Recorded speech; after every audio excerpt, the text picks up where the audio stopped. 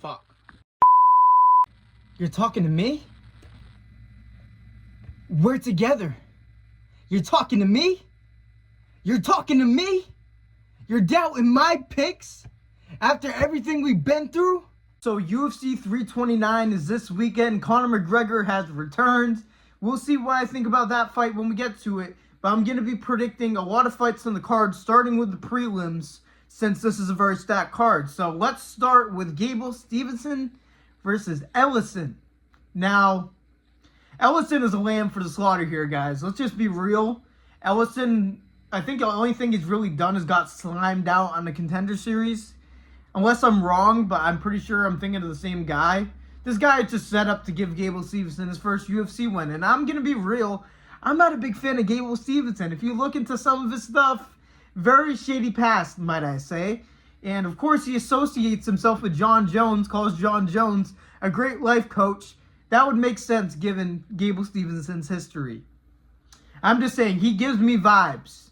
I'm just saying, I do not like Gable Stevenson. He honestly should have been on the UFC Fighters I Hate the Most tier list. Go check that out after this video because of watch time. But, Gable Stevenson's definitely going to win this fight. I think he's going to almost insta-shoot and probably win by TKO probably within the first minute. Maybe he gets a sub, but he's not really known for his submissions, really. He likes to bring people down and brutalize them on the ground. But Ellison's not going to be able to stop a double leg from one of the best wrestlers of this generation. Don't get me wrong, I think Gable Stevenson is going to get fraud checked when he starts getting into the rankings. I think even somebody that we wouldn't expect to beat him will beat him. I think somebody like Josh Hokett easily beats him. I think somebody like Curtis Blades easily beats him. Oh my god, Volkov. Do you know what Volkov would do with Gable Stevenson? Because I feel like his stand-up, even though he does have power, is very, very shady. Very, very shady. And I think he got hit with a spinning wheel kick in his last fight. To be fair to him, he ate it. But he just plodded right into it. You know what I'm saying?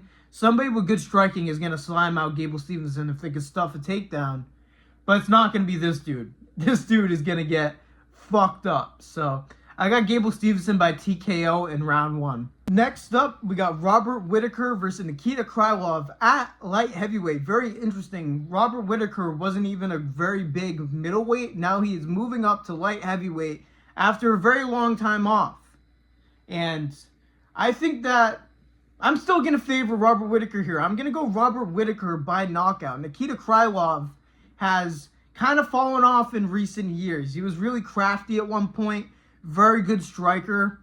And then I think Dominic Reyes beat him, right? And then after that, he's just kind of like, how good are you really if Dominic Reyes in 2024 is beating you? Because I think that was in 2025, I think that fight was. But Nikita Krylov can be dangerous, especially since Robert Whittaker is so much smaller. But I don't know, lighter man skill. You know what I'm saying? I think Robert Whittaker is still going to be light on his feet. Nikita Krylov is pretty good at distance. But I think that Robert Whittaker is going to be able to out-footwork him and get to shots quicker. He's going to be faster. And I think he's going to be able to handle the grappling of Krylov if he decides to go there. And that could be the one thing where Krylov really has the edge on Robert Whittaker if Robert Whittaker can't handle the grappling. And I know that Robert Whittaker is actually the underdog in this fight. So I think this is a good underdog pick. I think Robert Whittaker is going to find the KO in rounds 2 or 3. I just think he's going to close the distance, bait Krylov in because he's going to be circling, bouncing in and out. And I think he's going to catch Krylov coming in.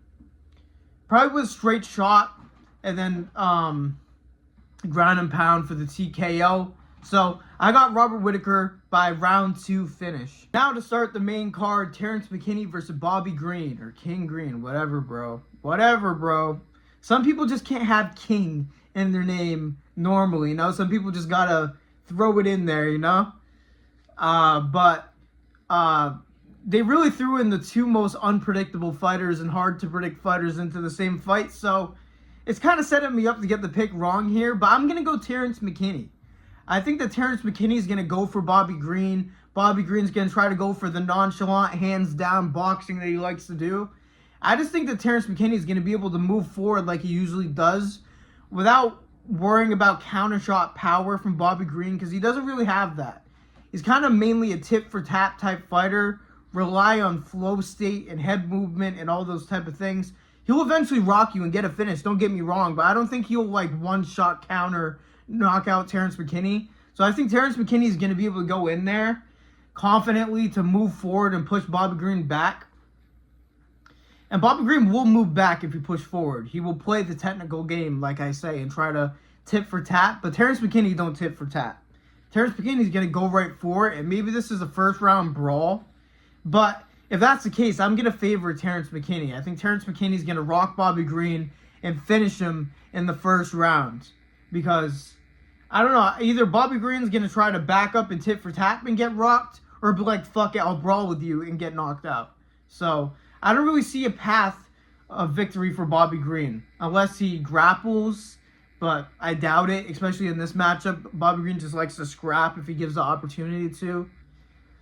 And Terrence McKinney just wants to take your head off in the first 30 seconds. And I think either Bobby Green's going to play into that or back up and be fucked anyways. So I got Terrence McKinney by knockout in round 1. Next up, we got Brandon Royval versus Loner Kavanaugh. Now, this is another tricky one. It is a pretty tricky one. But I feel like stylistically, this isn't a great matchup for Loner Kavanaugh. I'm going to go Brandon Royval by decision. I mean, if Loner Kavanaugh is taking Brandon Moreno to decision in 2026, I feel like that's not a good look. I feel like Brandon Moreno has regressed a lot in his career. He's slowed down a lot in recent years. And I think Brandon Royval, yes, he struggles against explosive opponents. That's why Manel Cap got him. You know what I'm saying? And Loner Kavanaugh is very explosive and has power. But we just haven't seen it in a long time. You know what I'm saying? He lost to Charles Johnson. And listen, I know that he gets wins over like Joshua Van and stuff like that randomly. I just don't know how to feel about that loss. And he has a very similar build to Brandon Royval. And Brandon Royval is really good at boxing at distance and everything like that. And if Loner Kavanaugh isn't out there getting finishes, I'm definitely not going to favor Loner Kavanaugh in a decision type scenario. And if he's taking Brandon Moreno, the decision, I don't know, man. Maybe Loner Kavanaugh isn't as good as we thought he is. And I think Brandon Royval is a good fighter. So even if he loses this fight, I don't think it's an awful loss for Loner Kavanaugh.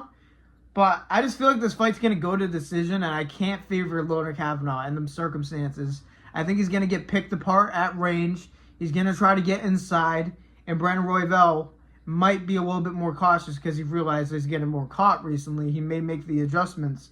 And if he does, I think he can cruise by this fight by decision. So I got Brandon Royval by decision over Loner Kavanaugh. Next up, we got Corey Sandhagen versus Mario Bautista.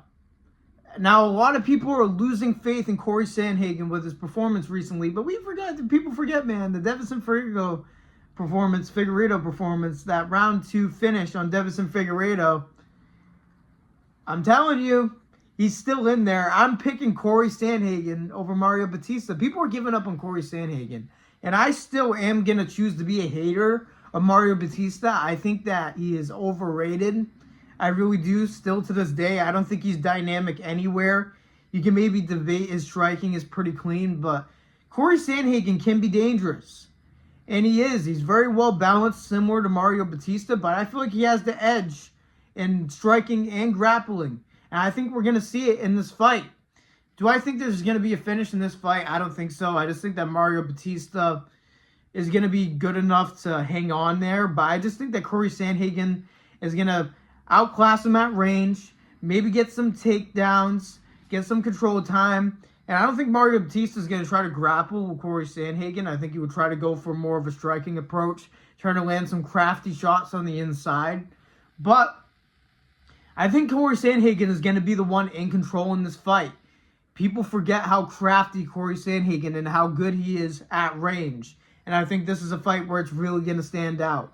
I think we're going to get another good performance from Corey Sandhagen, and then all of a sudden we're going to be like, all right, who's going to face at the top of the division? I know he lost to Umar, and he lost to Marab, but I know Mario Bautista has been on a streak recently, But I just believe in Corey Sandhagen, and I don't believe in Mario Batista. Maybe it's a bias type of thing, but I'm going Corey Sandhagen here. Now for the co-main event, Paddy Pimblett versus Benoit Saint Denis. Man, I'm torn on this one, man. I'm torn.